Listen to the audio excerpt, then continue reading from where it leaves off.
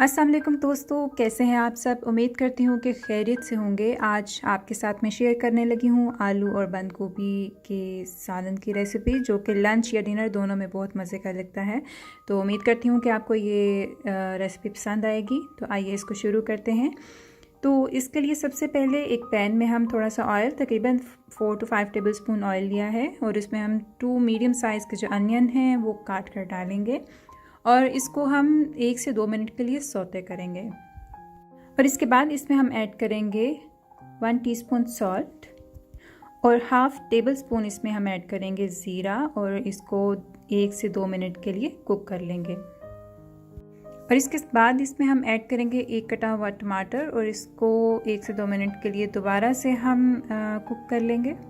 और अब हम इसमें ऐड करेंगे बारीक कटी हुई बंद गोभी, जो कि तकरीबन 500 से 600 ग्राम के करीब है, और इसको हम अच्छे तरीके से मिक्स कर लेंगे। और जब ये बंद गोभी हम मिक्स कर चुके हों तो इसमें हम ऐड करेंगे तकरीबन 3 दरमियाने साइज़ के कटे हुए आलू, और फिर अच्छे तरीके से इसको हम मिक्स कर देंगे। और मिक्स करने के बाद इसमें हम डालेंगे हरी मिर्चें। ये आप अपने टेस्ट के मुताबिक इस्तेमाल कर सकते हैं, जितना आप तीखा खाते हैं उतनी मिर्च आप इस्तेमाल कर सकते हैं। और इसके साथ ही इसमें हम ऐड करेंगे 1 बड़ा खाने का चम्मच अदरक का, जिसको बारीक आप पीस लें या फिर बारीक क्रश कर लें, और इसको अच्छे तरीके से हम इसमें मिक्स कर देंगे। और मज़ीद इसका टेस्ट अच्छा करने के लिए इसमें हम एक चिकन क्यूब या फिर चिकन पाउडर ऐड करेंगे। जो आपके पास अवेलेबल हो आप वो यूज़ कर सकते हैं। और अच्छे तरीके से मिक्स करने के बाद हम इसको 10 से 15 मिनट के लिए हल्की आंच पर पकने के लिए रख देंगे। तो 15 मिनट गुजर चुके हैं और आलू और बंद गोभी अच्छे तरीके से कुक हो चुकी है। और अब हम इसमें ऐड करने जा रहे हैं काली मिर्च। काली मिर्च हम सबसे एंड में इसमें इस्तेमाल करेंगे, क्योंकि अगर हम इसको खाने के दौरान इसमें हम मिक्स करें तो उसकी वजह से जो सालन है, जो रेसिपी है, वो ब्लैक हो जाएगी, उसकी लुक अच्छी नहीं लगेगी और फिर खाने में भी इतना मज़ा नहीं आएगा। तो इसलिए हम सबसे एंड पे काली मिर्च को ऐड करेंगे और अच्छे तरीके से मिक्स कर देंगे। इसके अलावा आप अपने टेस्ट के मुताबिक इसमें सॉल्ट भी ऐड कर लें।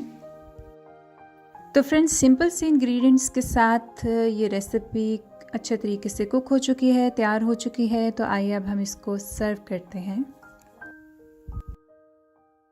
तो अब हम इसको एक बाउल में सर्व कर लेंगे, और इसकी गार्निशिंग हम हरे धनिया के साथ या फिर हरी मिर्चों के साथ कर सकते हैं।